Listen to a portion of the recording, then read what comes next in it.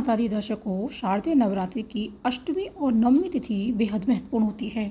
इसलिए नवरात्रि की अष्टमी को महाअष्टमी और नवमी को महानवमी कहते हैं। नवरात्रि के 8वें दिन माँ दुर्गा के 8वें स्वरूप माँ गौरी की पूजा की जाती है। नवमी तिथि को माँ सिद्धिदात्री की पूजा की जाती है। नवरात्रि व्रत करने वाले और घट स्थापना करने वाले भक्त अष्टमी और नवमी तिथि को हवन कन्या पूजन करते हैं। हवन और कन्या पूजन करने से नवरात्रि व्रत पूजा का पूरा फल मिलता है। तो अब हम जान लेते हैं कि अष्टमी और नवमी तिथि पर कन्या पूजन का शुभ मुहूर्त क्या रहेगा। तो इसके लिए पंचांग के अनुसार शारदीय नवरात्रि की अष्टमी और नवमी तिथि एक ही दिन पड़ रही है। तो अष्टमी तिथि 10 अक्टूबर को दोपहर 12:31 पर प्रारंभ होगी और 11 अक्टूबर को दोपहर 12:06 पर समाप्त हो जाएगी। वहीं नवमी तिथि 11 अक्टूबर 2024 की दोपहर 12:06 से प्रारंभ होगी और 12 अक्टूबर की सुबह 10:58 पर समाप्त होगी। ऐसे में आपको जो भी पूजा अर्चना करनी है तो उन्हें आप इन तिथियों को देखकर शीघ्र ही समय से पहले समाप्त कर लें। शुभ मुहूर्त में पूजा उपासना कर लें। चूँकि सप्तमी तिथि युक्त अष्टमी पर अष्टमी का व्रत नहीं रखना चाहिए, इसलिए अष्टमी और नवमी दोनों ही 11 अक्टूबर 2024 को ही मनाई जाएंगी। तो उस दिन ही यह व्रत रखा जाएगा। शारदीय नवरात्रों में कन्या पूजन के लिए जो शुभ मुहूर्त 11 अक्टूबर को है, इसलिए कन्या पूजन के लिए 6 शुभ मुहूर्त हैं।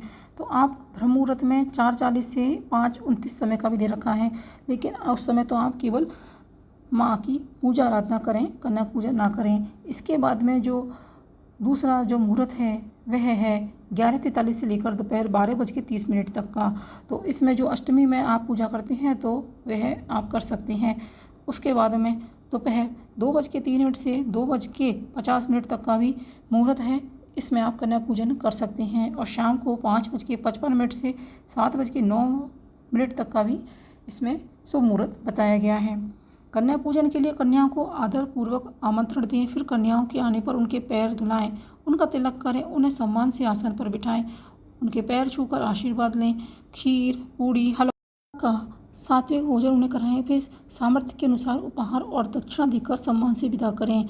कभी भी उनके लिए जैसे कि डिस्पोजल होते हैं तो उन बर्तनों में खाना ना खिलाएं, बल्कि उन्हें घर के ही बर्तनों में खाना खिलाएं, जिससे कि अगर उनके बर्तनों को आपको धोने का मौका मिलेगा तो आपको उसका भी पुण्य प्राप्त होगा। पूजन के लिए 2 वर्ष से 10 वर्ष की आयु की कन्याओं को ही घर बुलाकर पूजन किया जाता है। अब धार्मिक मान्यता है कि भक्ति भाव से माता रानी की पूजा करने और कन्या पूजन से माँ अपने भक्तों पर हमेशा मेहरबान होती है और सभी मनोकामनाएं पूरी करती है।